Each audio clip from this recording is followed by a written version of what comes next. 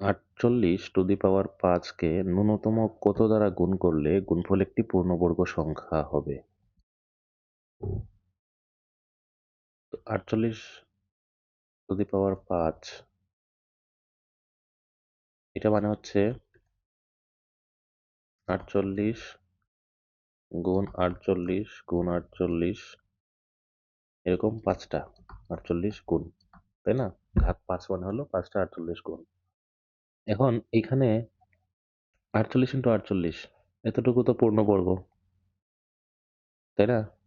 এটা 48 এর বর্গ এটা। এখানে 48 × 48 এটাও পূর্ণবর্গ, বা আমরা বলতে পারি এই পুরো অংশটা একটা পূর্ণবর্গ, তাই না? 48 × 48 এর এই সংখ্যাটার বর্গ হচ্ছে এই পুরাটা। এতটুকু পূর্ণবর্গ, কিন্তু এটা পূর্ণবর্গ না। এটাকেও যদি আমরা পূর্ণবর্গ বানাইতে পারি, তাহলে এই পূর্ণবর্গ সাথে আরেকটা পূর্ণবর্গ গুণ হলে সেটাও পূর্ণবর্গই হবে। ঠিক আছে? এখন এটাকে পূর্ণবর্গ বানানোর উপায় কি? এটাকে 48 দিয়ে গুণ দিব? না, 48 দিয়ে গুণ না দিয়েও এটাকে আরো ছোট সংখ্যা দিয়ে গুণ দিয়েও পূর্ণবর্গ বানানো যাবে। তো সেটা বের করার জন্য আমরা দেখব 48 এর মধ্যে কি কি আছে, উৎপাদক বা মৌলিক গুণনীয়ক যেগুলো আছে সেগুলো কি কি আছে। এখানে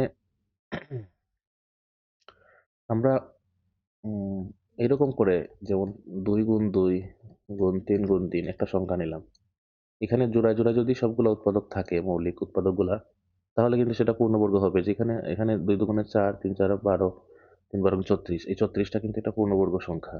34 হচ্ছে 6 এর বর্গ। ঠিক আছে? তো এরকম করে আমরা 48 কে আমরা এরকম মৌলিক উৎপাদকে আমরা ভাগ করি। দেখি এখানে কি কি পাওয়া যায়। 2 দিয়ে ভাগ করে করে গেলে 12, 2 দিয়ে ভাগ করলে 6, 2 দিয়ে ভাগ করলে 3। তাহলে 48 কে লেখা যায় 2 গুণন 2 গুণন 2 গুণন 2 গুণন 3। তাহলে এখানে দেখে বোঝা যাচ্ছে এটা জোড়ায় আছে, এটা জোড়ায় আছে 2 2, এগুলো কোনো সমস্যা না। কিন্তু এই 3টা হচ্ছে বেজোড় সংখ্যক আছে, মানে 3 আর একটা যদি আমরা দিয়ে দেই এখানে, তাহলে কিন্তু এটা পূর্ণবর্গ হয়ে যাবে। যেমন এখানে 2 গুণ 2, এটার সাথে যদি 3 একটা গুণ করে দেই, ঠিক আছে? তাহলে 48 এর সাথে, তার মানে 48 এর সাথে আমরা 3 যদি গুণ করে দেই, 3 গুণ করে দেই, তাহলে 3 8 24 এর 4, 4 12, 14 144, 144 কিন্তু একটা পূর্ণবর্গ সংখ্যা। 144 হচ্ছে 12 এর স্কয়ার। এখন এখানে যখন আমরা 3 গুণ দিব, এখানে 3 দিয়ে গুণ দিব, তাহলে তখন কি হবে? এখানে যখন আমরা 3 দিয়ে গুণ দিব, তখন এই অংশটাও একটা পূর্ণবর্গ হবে। ঠিক আছে? এই অংশটা তো পূর্ণবর্গ ছিলই। এখন এই পূর্ণবর্গ সাথে এই পূর্ণবর্গ দুইটা গুণ করেও সেটাও কিন্তু একটা পূর্ণবর্গ হবে।